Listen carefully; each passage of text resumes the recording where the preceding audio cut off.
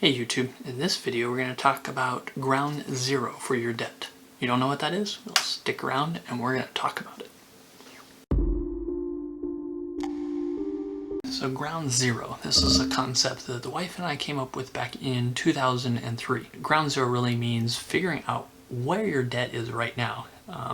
How big of a hole for us is what it really was. In 2003, a life-changing thing happened.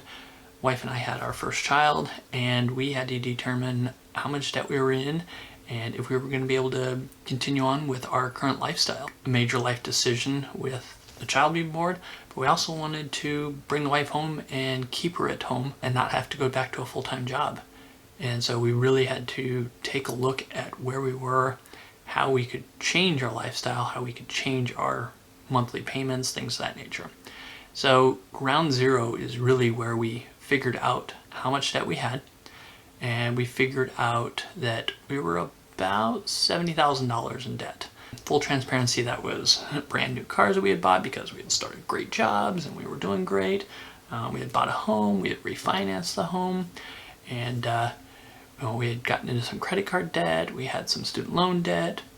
So all in all, without the house, we had about almost $100,000 worth of debt. $70,000 in cars and credit cards alone.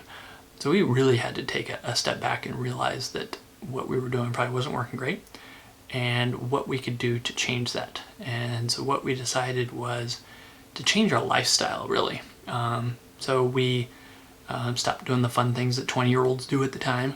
So we weren't going to the bars as much, staying home, a lot of movies and things of that nature, cut down the cable, and really just enjoyed our first child.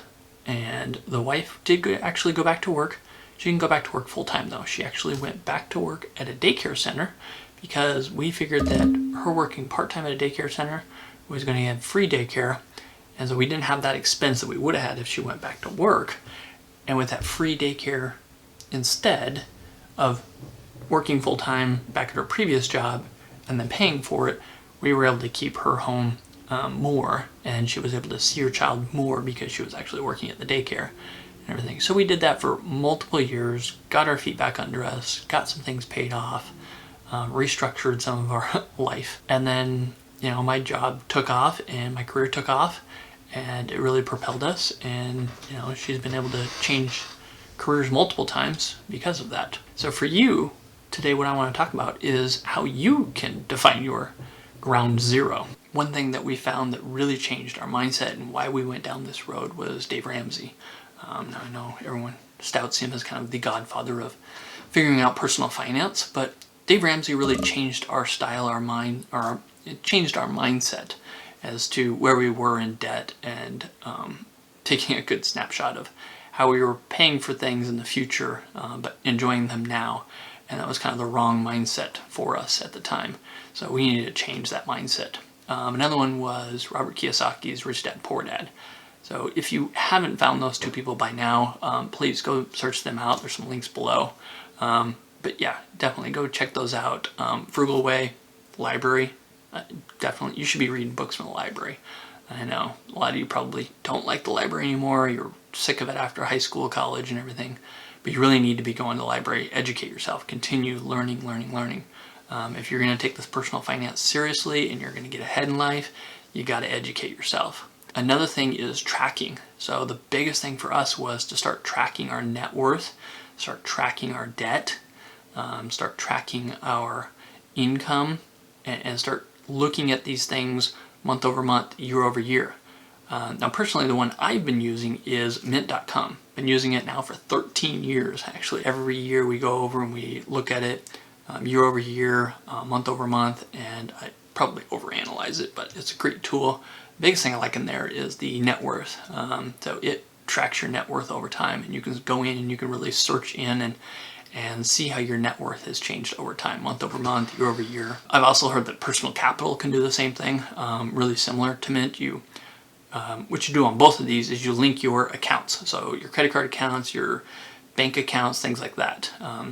It's safe. Like I said, I've been using it for 13 years. I've never had a problem with Mint. So it's a great way to be able to track those expenses. You can also do budgeting, more things of that nature. That maybe is a video for another day or something regarding budgeting. What I want you to start doing right now is find out what your ground zero is. You need to figure out how deep you are, and of course, you need to stop digging. So when you're in a hole, I remember Dave Ramsey always saying this, when you're in a hole, stop digging, stop putting yourself more into debt.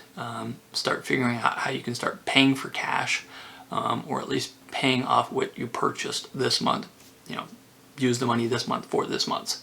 Don't think that, oh, I can pay it off in the future. That was my mentality in the early 20s and everything, college days. I'll pay it off later. And that caught up to us in our mid 20s, and with kids and family and everything, it'll catch up to you. So figure it out now. Make that your New Year's decision, not resolution, your decision to be able to figure that out and change your lifestyle. As always, guys, like and subscribe. Thank you so much for watching, and I'm going to start posting these videos weekly, so stick around, please subscribe, turn on the notification bell so you can get updates for my videos weekly. WeBull's putting on a promotion right now that you open up an account, you get a free stock, I get a free stock, and then if you invest, you can get a second free stock. So why not get 2 free stocks? Actually signed my wife up for that just recently. She got 2 stocks valued at, one I think was $10 and the other one was like $5. So she got like $15 worth of stocks for free. They had a coffee promotion going on, so yeah, I pulled her in with the free coffee. So yeah, guys, so we'll see you in the next video. Thanks for watching.